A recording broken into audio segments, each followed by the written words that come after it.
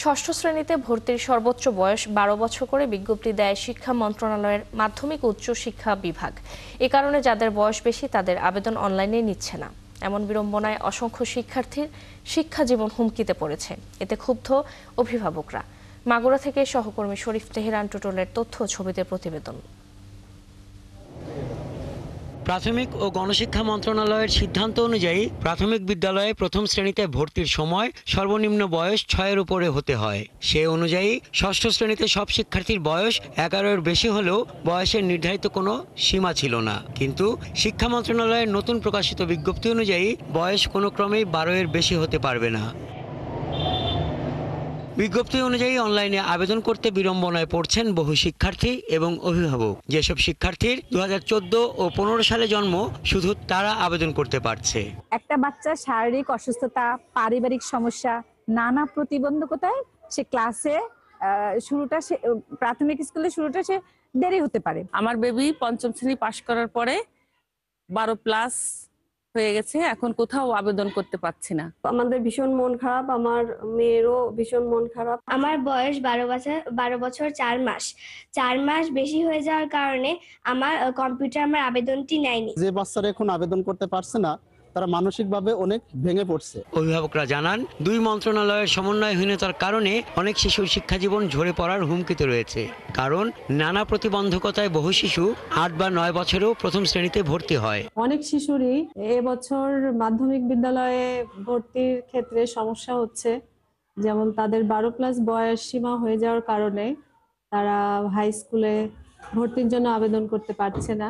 দুটো মন্ত্রণালয়, প্রাথমিক ও গণশিক্ষা এবং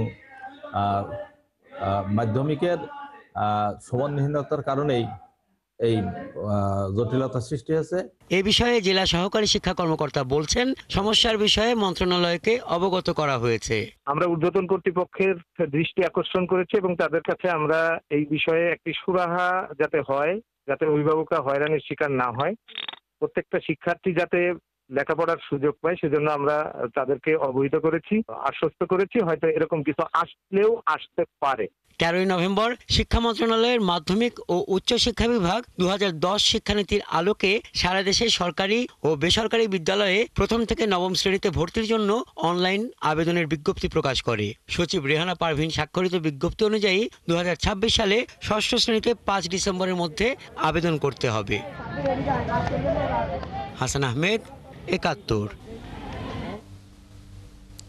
এ বিষয়ে আরো জানাতে আমাদের সাথে যুক্ত হচ্ছেন সহকর্মী শরীফ তেহরান টুটুল।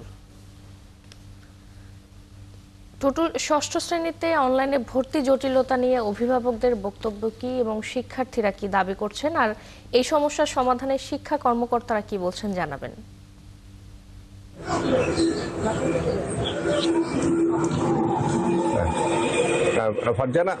ফারজানা, আপনাকে ধন্যবাদ। শুভ সকাল।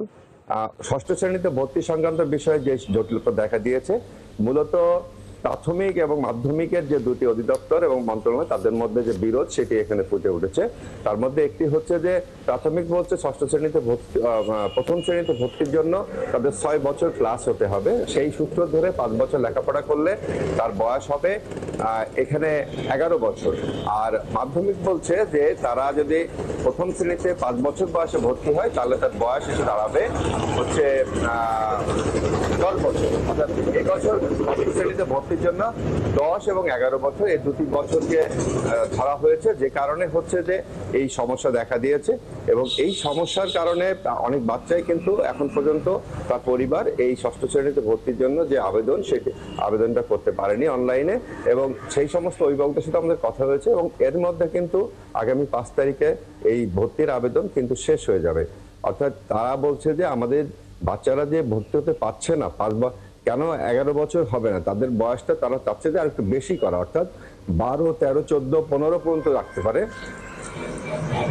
সেটি তারা বলছে। এবং সেটি না করে